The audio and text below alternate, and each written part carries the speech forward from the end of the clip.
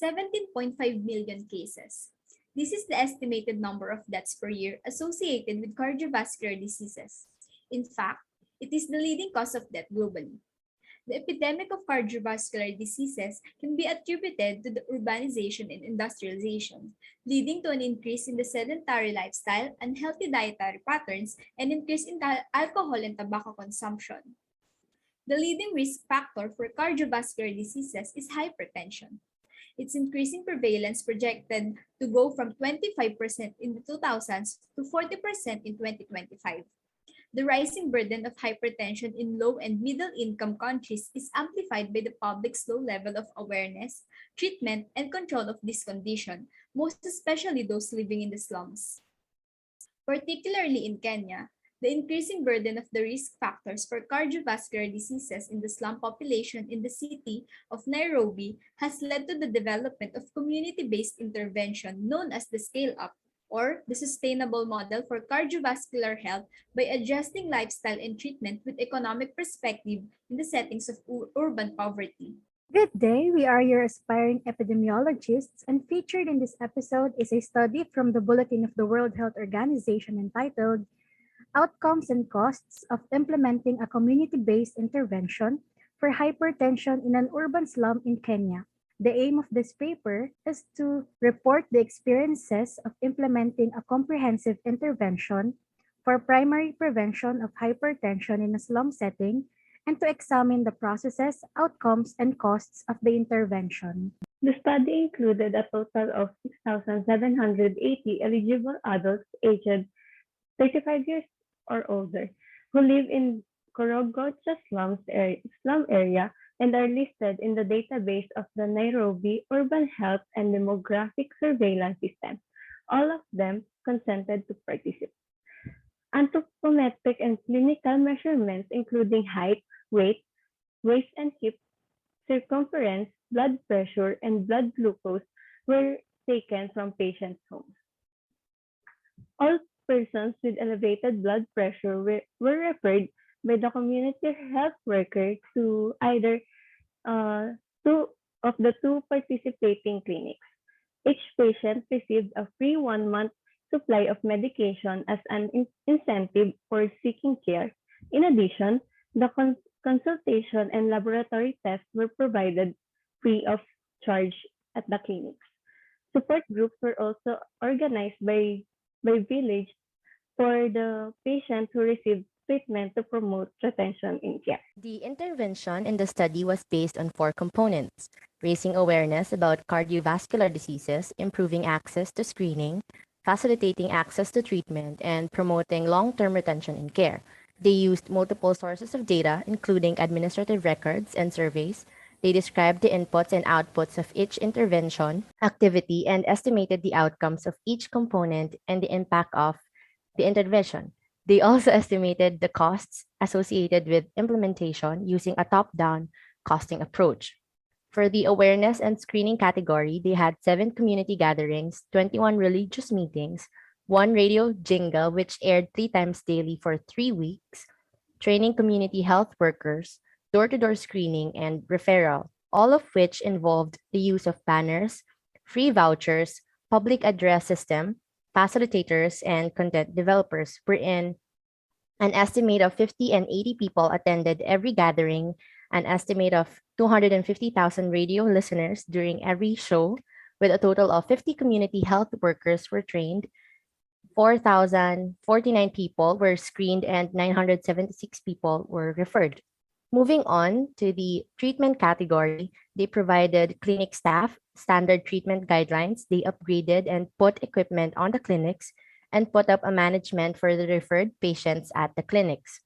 They procured allowances for the clinic staff, utilities, supplies, medicines, and equipment. There were a total of 2 clinics that have been upgraded, 56 medical officers have been trained, and 845 people attended the clinic for the first time, of whom 660 have been eligible for recruitment into care. Lastly, care retention. They set up SMS reminders, default follow-ups for the incentives and resources of the community health workers, and 7 support groups, and held 28 support groups. wherein 46 trained facilitators returned to the clinic after follow-up. 660 patients received their SMS reminders, and a total of 371 people attended support groups. Then, for the outcome indicator, it is the measurement of effect of a healthcare on the status at a population level.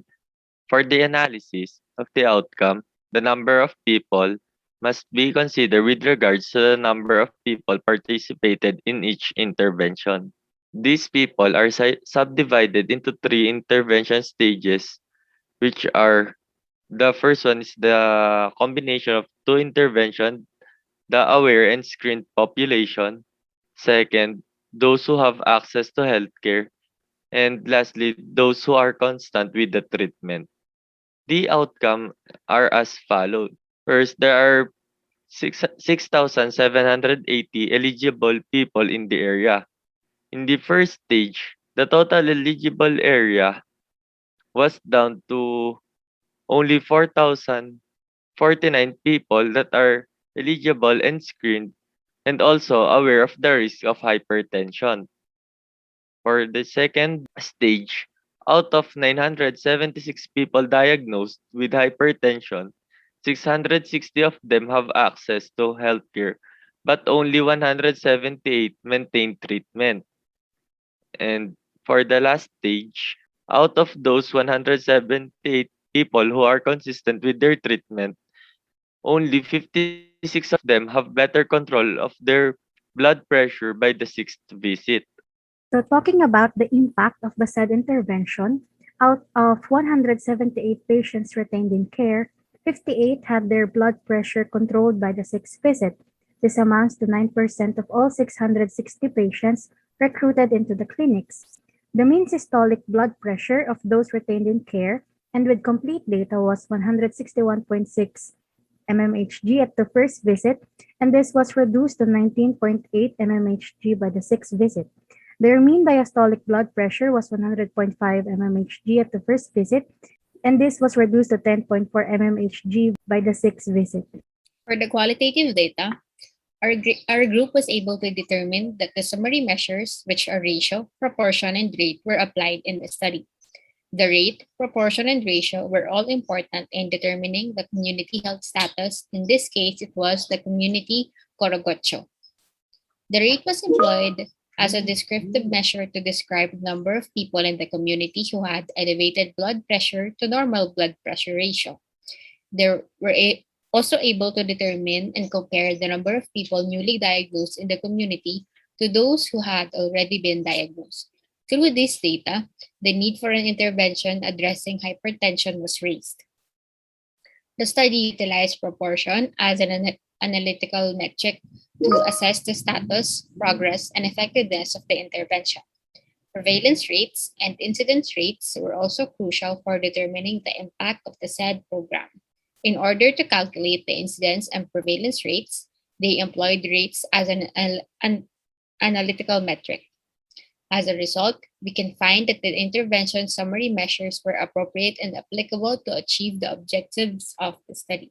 In conclusion, the researchers found that with moderate implementation costs, it was possible to achieve hypertension awareness and treatment levels comparable to those in high-income settings.